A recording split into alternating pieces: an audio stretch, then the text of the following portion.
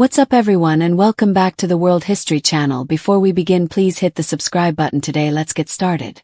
13 cruel, irrational facts about France's worst ruler, Maximilien Robespierre. Maximilien Robespierre, a bourgeois lawyer with sympathies for the working class, was one of the most ruthless revolutionaries to emerge from the notoriously brutal French Revolution.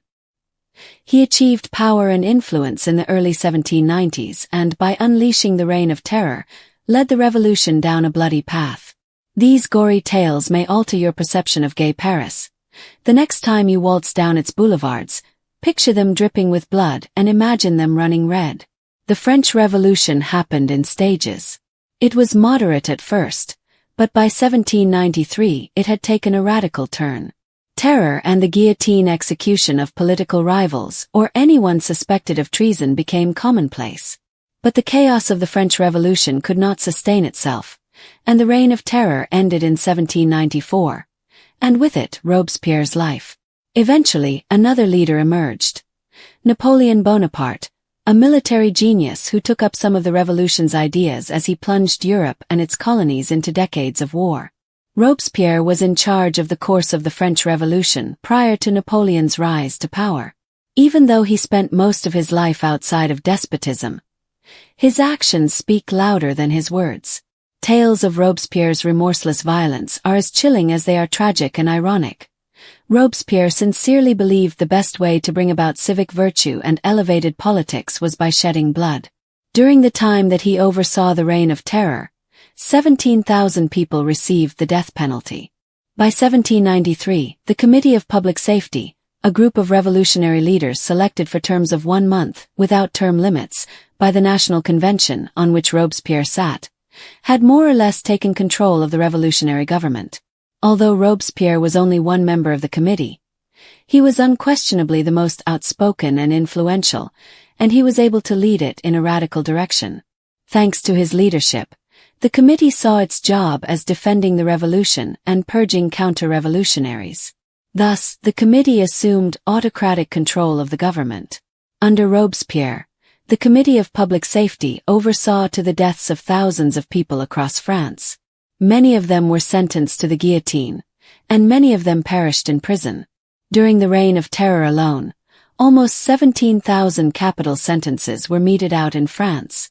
Tens of thousands more, nearly 250,000 if you include the war in the Vendée, perished violently for other reasons in this period. He guillotined old friends who opposed his political movement. Robespierre was able to challenge and defeat the Girondin faction, which led to his rise to power. He brought that same cutthroat instinct to personal dealings with rival politicians. Camille Desmoulins, Robespierre's childhood friend, stood out the most. Georges Danton, another one-time friend and ally who condemned the Reign of Terror, quickly became Robespierre's enemy. Both Danton and Desmoulins became victims of the violence they protested. They were guillotined in April 1794. His law of suspects gave authorities power to arrest anyone on suspicion of treason. On September 17, 1793, Robespierre's Committee of Public Safety passed the law of suspects. The law gave local districts and communes across France the ability to arrest anyone on suspicion of acting treasonously.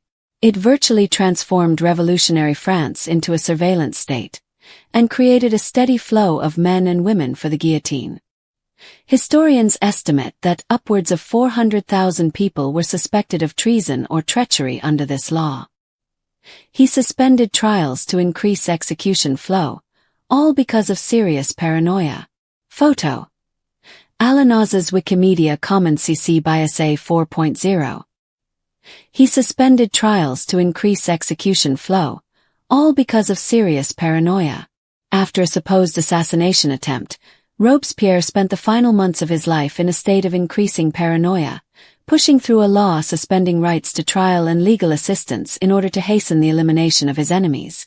As a result of this law, 1,400 people were guillotined over the course of a month. On July 26, 1794, Robespierre delivered an impassioned speech before the National Convention, alleging there was a conspiracy against him. To be fair, there was a conspiracy against him, and the convention arrested him the very next day. He believed in terror and violence for political ends. Robespierre believed that the end justified the means.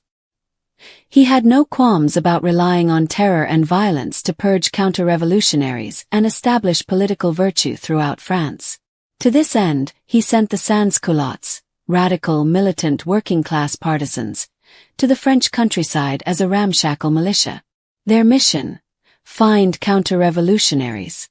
Those at risk of being counter-revolutionary were more or less everyone who didn't belong to the Jacobin Club, Robespierre's political organization, which had taken control of the revolution.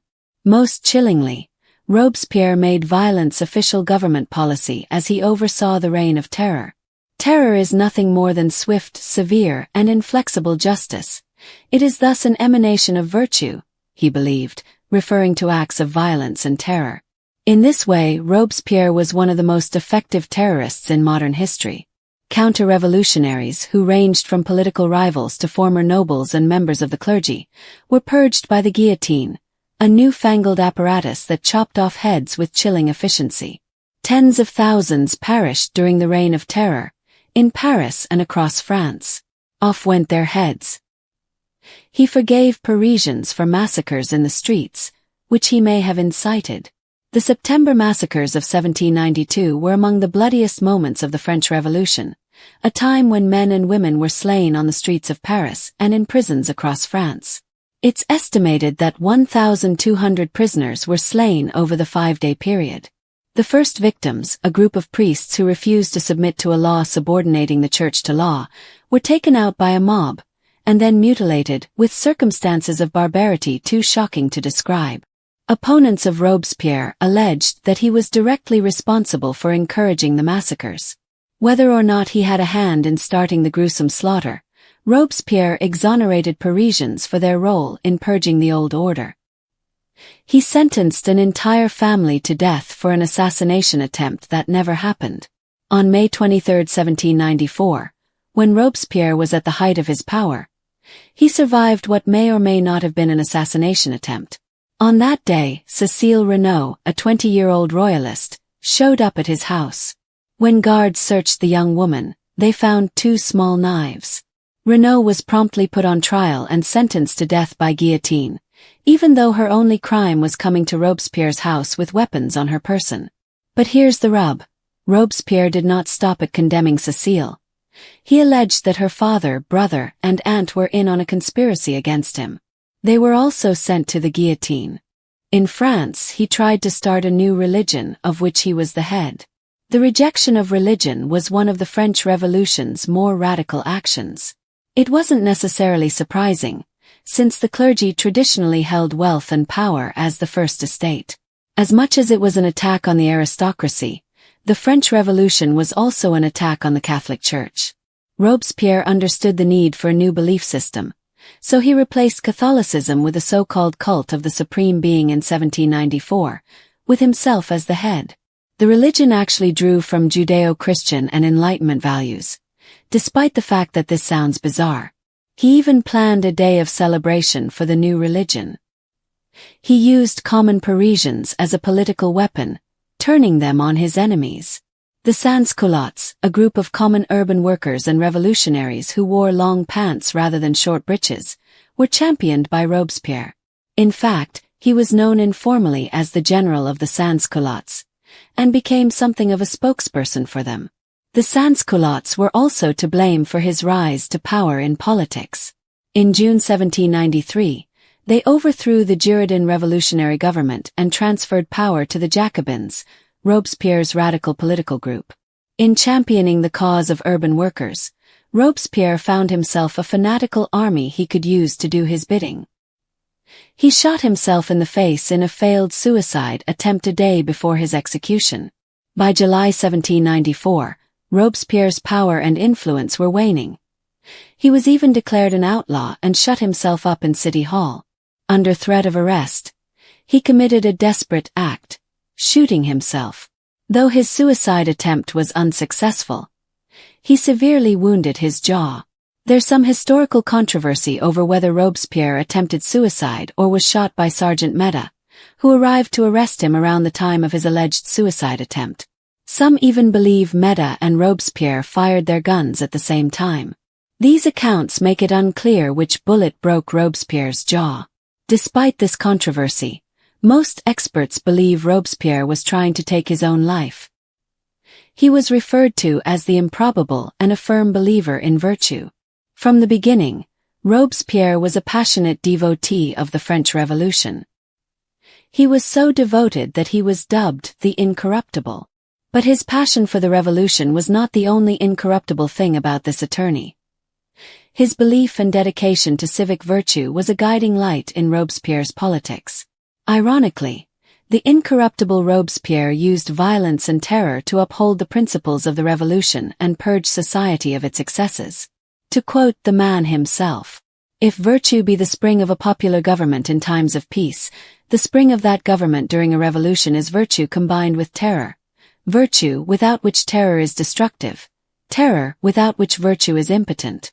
Terror is only justice prompt, severe and inflexible. It is then an emanation of virtue. It is less a distinct principle than a natural consequence of the general principle of democracy, applied to the most pressing wants of the country. The government in a revolution is the despotism of liberty against tyranny. Is the sole purpose of force to prevent crime? Isn't heaven's lightning designed to destroy vice?" The great champion of the guillotine died by guillotine after a night of extreme pain. The great irony of the French Revolution is that Robespierre perished in the same manner that he ended thousands, by guillotine. Robespierre was arrested in July 1794. His downfall complete. He was sentenced to death by guillotine, and the sentence was carried out on July 28, 1794. Because he was executed the day after being shot in the face. His final hours were brutal. His last known words were "Merci, monsieur," spoken to someone who gave him a handkerchief to wipe blood off his face. He made an enemy of Thomas Paine by reversing his staunch opposition to the death penalty. It's ironic that the man most associated with the guillotine, perhaps the most efficient instrument of capital punishment in modern history, was originally opposed to the death penalty. Robespierre, an educated humanist, opposed the death penalty in front of the National Assembly. By the trial of King Louis XVI in 1793, however, Robespierre had changed his tune, feeling that capital punishment could be just and necessary. In a convergence of revolutions, Thomas Paine, whose philosophy was instrumental in the American Revolution, was elected to the National Convention in revolutionary Paris. Though he didn't speak French, he was there. Why? Paine was a philosophical hero to Girondists, Robespierre's enemies. Robespierre and Paine once stood on the same side of the anti-execution debate, and the latter viewed the former's change in opinion as a betrayal. One of history's most paradoxical tyrants, Maximilien Robespierre, the scrawny, soft-spoken heiress lawyer with an almost messianic belief in justice and virtue, became the embodiment of tyranny. A key architect of the Reign of Terror, Robespierre guided the French Revolution with the cold, mechanical logic of a guillotine blade. He was the incorruptible to his admirers, a shining example of republican purity amid a sea of aristocratic debauchery. To his victims, over 17,000 of them officially, and tens of thousands more if you count war, mob violence, and prison deaths. He was France's angel of death in a powdered wig. Robespierre orchestrated one of the most irrational periods of political mass murder in modern history, with a face that always looked like it had just received bad news and a voice that never quite rose above trembling. France, in the early 1790s, had become a surreal nightmare of hypocrisy and high-minded bloodlust. And in this blood-slick dystopia, Robespierre ruled as judge, jury, and executioner, all in the name of liberty. These 13 startling details about Robespierre's reign will take you through the fiery heart of the French Revolution, and reveal a man whose twisted concept of virtue brought an entire nation to its knees. 1. During the time of terror, he was responsible for the executions of 17,000 people. Robespierre didn't just advocate for revolution. He wanted to purify France through it. By the time he took his place on the Committee of Public Safety, the revolution had turned from philosophical dream to brutal bloodbath. The committee, of which Robespierre was the de facto leader, was initially created to defend the revolution from internal and external enemies. But under Robespierre's obsessive and fanatical grip, it became a machinery of annihilation. Between 1793 and 1794, the Reign of Terror consumed France in a frenzy of paranoia and purges. Roughly 17,000 people were officially executed by guillotine. However, if you include unofficial deaths, executions by local mobs, prison murders, and fatalities in civil wars like the Vaude Uprising, the number soars into the hundreds of thousands. Everyone from nobles to nuns to farmers to former revolutionaries fell victim to Robespierre's warped sense of justice. Blood pooled beneath the guillotine in Paris because it was used so frequently, soaking into the wooden platforms and staining the cobblestones. In places like Lyon and Nantes, mass drownings and public cannon executions replaced the blade, creative, industrial-scale butchery justified by virtue. 2. He had his childhood friend executed for disagreeing with him. Camille Desmoulins, one of Robespierre's closest friends from their school days in Arras, was one of the first to call the people to arms in 1789. Desmoulins, a revolutionary and passionate writer, stood side by side with Robespierre at the beginning of the movement. Desmoulins, on the other hand, began to advocate for clemency as the bodies accumulated. He published a collection of essays condemning the government's bloodlust and calling for an end to the executions. This was viewed as betrayal by Robespierre, who was once his ally. In April 1794, Desmoulins was taken into custody, tried, and put to death by guillotine alongside Georges Danton, another early revolutionary hero who also opposed the continued slaughter. Lucille Desmoulins, Desmoulins' wife, was also executed soon after. Robespierre was unfazed. In fact, he had Desmoulins' toddler son sent to an orphanage. In the cult of Robespierre, mercy was treason. 3. He pushed through the law of suspects, a license to arrest anyone for any reason. In September 1793, Robespierre's Committee of Public Safety passed the law of suspects, which essentially turned France into a surveillance state. Anyone accused, by anyone, of being anti-revolutionary could be arrested and detained without trial. The criteria were so vague that simply expressing sorrow for the execution of the king, or not displaying enough enthusiasm for the revolution, could get you killed. It didn't matter who it was: priests, women, nobles, workers, or children. Under Robespierre's rule, guilt wasn't determined by evidence, but by association, by whispers, and by the mood of the revolution. The prisons overflowed. Groups of people were guillotined. Entire families vanished overnight. During this time, more than 400,000 people were under suspicion and taken into custody, often for the tiniest of reasons. 4. In order to kill people more effectively, he suspended the right to trial. In June 1794, Robespierre passed the law of 22 Prairial, one of the most chilling pieces of legislation ever enacted. It suspended a citizen's right to a defense attorney, the right to present evidence, and the right to appeal. In short, if you were accused, you had no defense. The Revolutionary Tribunal was instructed to produce only 2 verdicts: acquittal or death. Unsurprisingly, acquittals were rare. Over the next month, more than 1,400 people were executed in Paris alone. The law was born from Robespierre's growing paranoia. He believed enemies were everywhere. This legal nightmare lasted only a few weeks before it came back to haunt him. In July, Robespierre himself was declared an outlaw under his own law, and was sent to the guillotine without a trial. 5. He made terrorism the official policy of his government. To Robespierre, terror wasn't a necessary evil, it was a civic virtue. Terror is nothing other than justice, prompt, severe, inflexible, he once declared. He genuinely believed that by bathing France in blood, he could purify it. That political virtue required violence in addition to being acceptable. His speeches in the convention were full of florid moralism, all while signing off on hundreds of executions a week.